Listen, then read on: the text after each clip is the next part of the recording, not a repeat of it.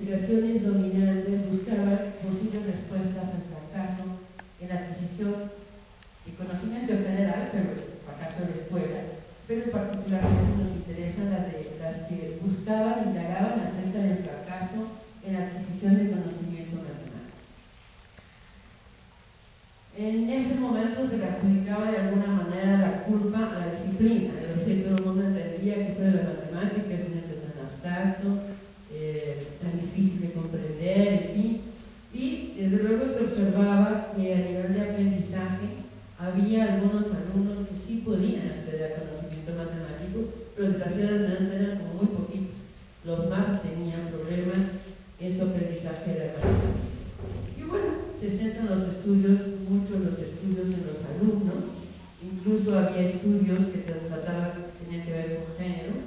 Entonces se exploraba si había alguna diferencia entre niños y niñas, niñas y niños, sobre su posibilidad de acceso. Entonces se inclinaban a pensar que los niños estaban mejor dotados para acceder al conocimiento matemático, cosa que no estoy de acuerdo. Y también, mirando a los alumnos, se estudiaban los núcleos sociales de origen, tratando de encontrar identificaciones. Se pensaba que a lo mejor los núcleos sociales más desfavorecidos, pues los niños que provenían de ahí tenían más dificultades para el aprendizaje, en fin, ese tipo de cosas.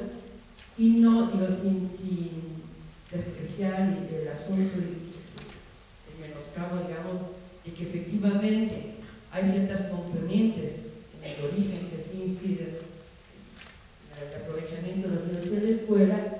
Lo que después se supo es que esos núcleos sociales de origen sí marcan diferencia en las experiencias que tienen los niños en su casa y que de alguna manera se ven reflejadas en su aprendizaje en la escuela, y que realmente ahí no tiene nada que ver el que sean medios desfavorecidos o más favorecidos, porque al final de cuentas todo depende de lo que uno quiere estudiar. Actualmente, por ejemplo, los chiquitos de preescolar de los núcleos, de los grupos sociales más desfavorecidos, pues tienen un acceso al sistema monetario bastante claramente diferenciado con lo que los otros chiquitos de preescolar pueden tener acceso. Pero en todo caso, estos estudios no miraban a la enseñanza como posible culpable de este problema sobre la adquisición del conocimiento matemático en los alumnos, o responsables de alguna manera importante sobre el aprendizaje. Los estudios que sí tomaban en cuenta la enseñanza como posible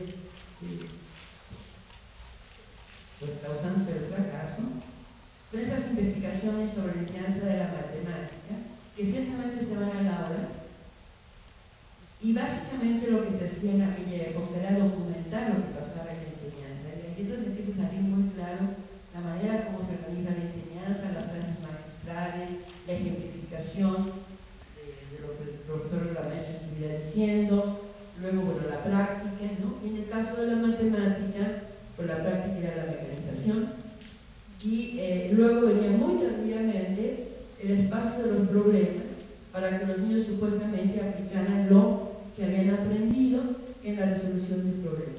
Sin embargo, era muy claro, muy impactante. La currícula en esa época marcaba más o menos que primero y segundo los niños tenían ya que aprender las 4 operaciones fundamentales. O sea que en tercero los maestros podían plantear cualquier tipo de problema sobre esas 4 operaciones. Y sistemáticamente, frente al problema, los niños preguntaban: ¿es de suma o de resta? ¿Es de multiplicación o división? Y un indicador de que si bien sabían sumar y restar y multiplicar y dividir, no sabían para qué servía eso que habían aprendido. Y bueno, ese tipo de estudios había en aquella época. Y había efectivamente también estudios que modificaban a la enseñanza y trataban de ver el efecto de esa modificación en el aprendizaje de los alumnos. Pero la metodología que echaban a andar tenía mucho que ver con un grupo testigo y con un grupo experimental.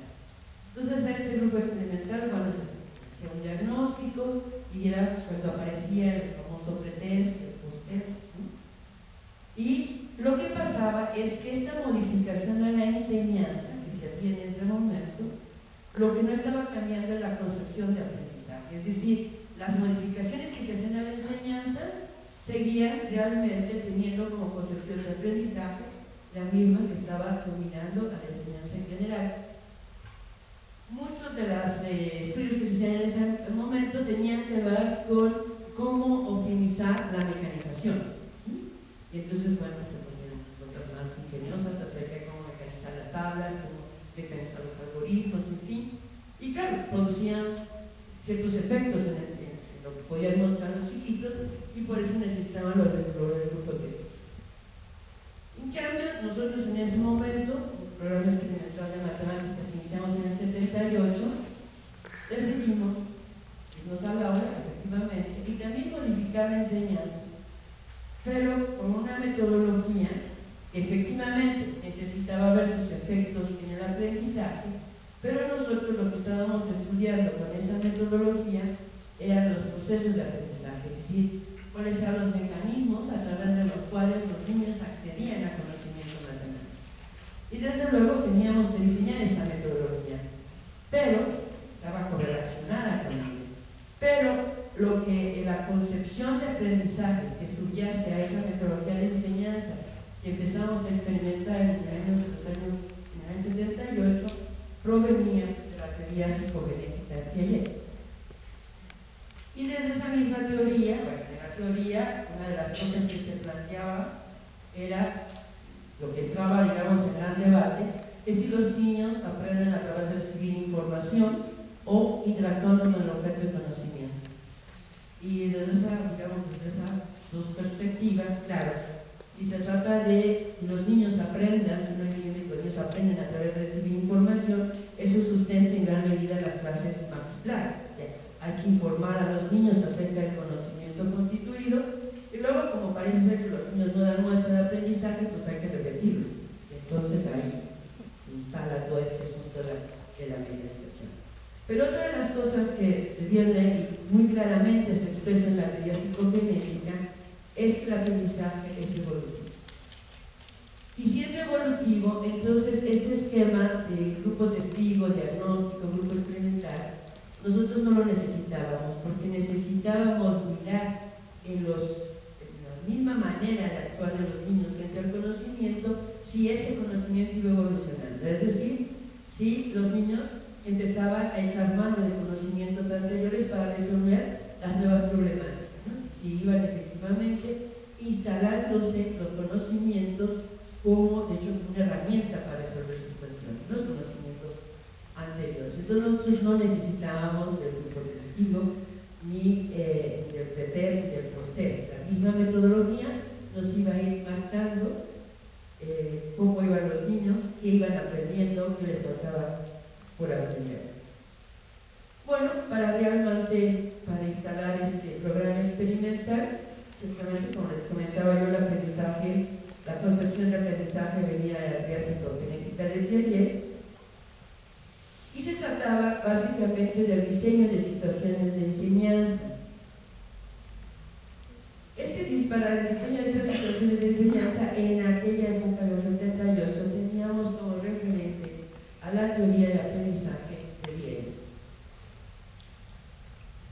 Y obviamente esas situaciones de enseñanza necesitábamos experimentarlas en aula, y no tuvimos más feliz idea que establecer un convenio con una escuela que nos permitiera trabajar 6 años en la escuela con 2 grupos de alumnos, 2 grupos de niños que en ese momento, en el 78, iniciaban el primer grado de escuela primaria y queríamos hacernos cargo de su